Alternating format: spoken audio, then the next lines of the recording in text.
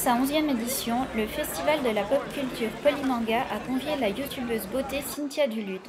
Impatiente, plusieurs dizaines de ses fans suisses s'étaient donné rendez-vous à Montreux pour enfin rencontrer leur meilleure amie, comme on la surnomme, en chair et en os. La Québécoise de 23 ans compte à ce jour plus de 336 000 abonnés à sa chaîne YouTube et comptabilise près de 40 millions de vues. Ben, de fil en aiguille, là, je dirais, c'est dur de... Tu sais, n'importe qui commence, ça prend du temps avant d'avoir des vues, puis le bouche-à-oreille qui se crée.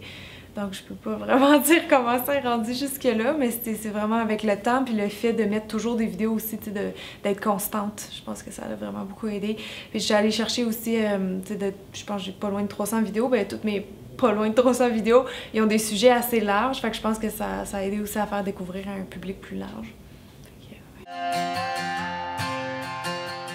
Ben, déjà, moi, je regardais d'autres vidéos, mais j'en trouvais beaucoup en anglais, ce qui n'est pas un problème pour moi parce que je comprends l'anglais, mais je pensais toujours aux gens qui ont plus de misère en anglais. Je me disais, c'est vrai, il n'y a pas beaucoup de chaînes. J'en trouvais plus en France, mais au Québec, il n'y avait vraiment pas beaucoup de chaînes il y a 4 ans, des chaînes beauté.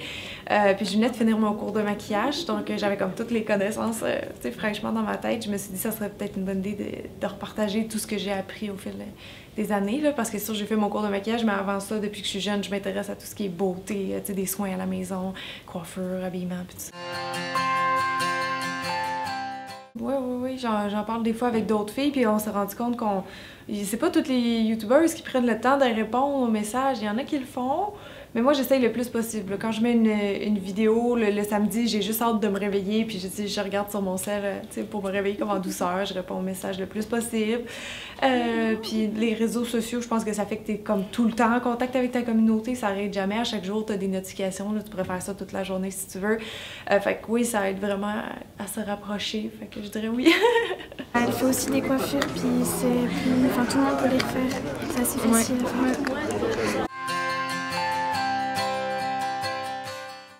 Ben, de le faire vraiment par passion, parce que j'ai l'impression qu'aujourd'hui, il y a plein de petites chaînes nouvelles qui poussent parce qu'ils voient le succès peut-être de certaines youtubeurs anglophones, par exemple, puis c'est vrai que ça fait rêver, il y en a qui, ça devient tellement gros, ils ont des millions d'abonnés, fait que c'est sûr que les partenariats ou le salaire que tu peux en tirer, des fois, ça peut paraître vraiment alléchant, mais je pense pas que c'est comme dans d'autres domaines, c'est pas tout le monde qui va percer puis qui va se rendre jusque-là, donc faut être vraiment motivé. Il faut pas le faire trop jeune aussi, je pense, parce que c'est difficile, là. Il y a les commentaires sur Internet, ça peut être super blessant des fois, fait qu'il faut être fait fort, parce que moi souvent je parle justement à d'autres copines youtubeuses, puis on a beau être plus vieille puis d'avoir de l'expérience un peu, une critique négative ça nous fait quand même encore super mal à lire, donc faut pas commencer trop jeune non plus.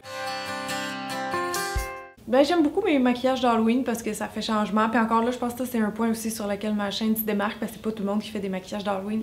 Moi, je suis passionnée de transformation. Puis c'est ça, c'est pas juste le maquillage, ben, c'est un maquillage compliqué. Mais t'as les cheveux, t'as le costume aussi avec. Fait que j'en ai pas un en particulier. Il y en a beaucoup que j'aime. Mais tu sais, le Maléfique que j'ai fait l'année passée, qui était assez complexe, là, c'était plus évolué, là, comme d'autres maquillages que j'ai fait.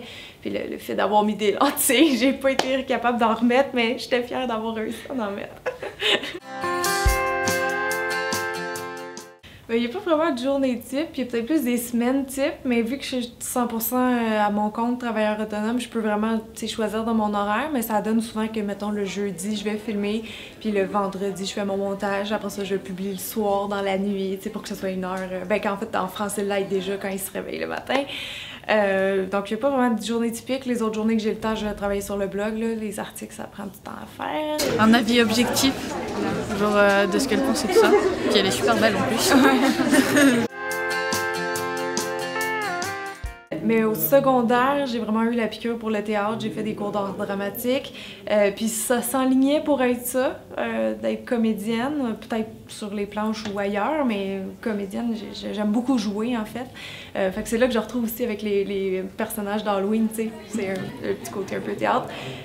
Sinon, peut-être costumière pour le cinéma, parce que ça, depuis que je suis jeune aussi, là, je regardais les films, je redessinais les costumes, donc ouais, ça j'aurais aimé ça aussi.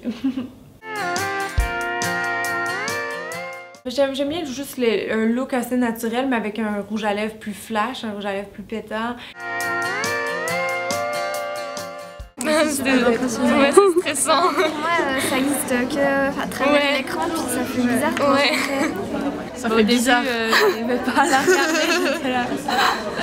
Mais ça fait bizarre. Ça casse un peu la barrière de l'écran et tout ça, ça fait vraiment bizarre. C'est cool. Ouais. Ben, je pense que quelque chose que les gens prennent pas assez compte des fois, c'est l'importance de la peau, des soins en dessous du maquillage.